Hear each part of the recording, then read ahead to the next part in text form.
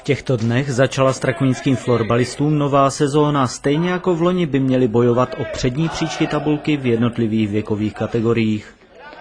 Florbal se ve Strakonicích soutěžně hraje od roku 2003, přičemž v posledních letech zájemců o tento mladý sport neustále přibývalo. Florbalový oddíl, který působí pod Strakonickým domem dětí a mládeže, má nyní asi 80 aktivních hráčů ve 4 týmech, od starších žáků přes dorostence a juniory až k mužům.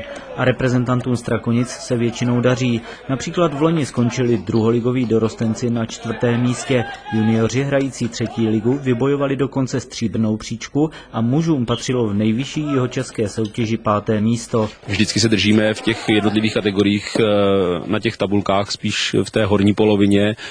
Někdy se povede, že jsme i úplně nahoře a je tam i možný nějaký postup. Vedle kvalitních týmových výkonů lze na hřišti ve strakonickém dresu vidět i spoustu talentovaných jednotlivců. Jedním z nich je například junior Marek Jiřík, 17letý univerzální hráč, který v loni ještě jako dorostenec vyhrál kanadské bodování celé soutěže, nedá na strakonický oddíl a florbal jako sport dopustit. Baví mě to, protože je tady výborná parta kluků v té juniorce a že to je kolektivní sport, že mě to individuálně nebaví. Popularitu a úroveň florbalu ve Strakonicích před několika lety výrazně pozvedly vylepšené podmínky tréninku, které přineslo otevření nové obloukové haly ve sportovním areálu na sídlišti.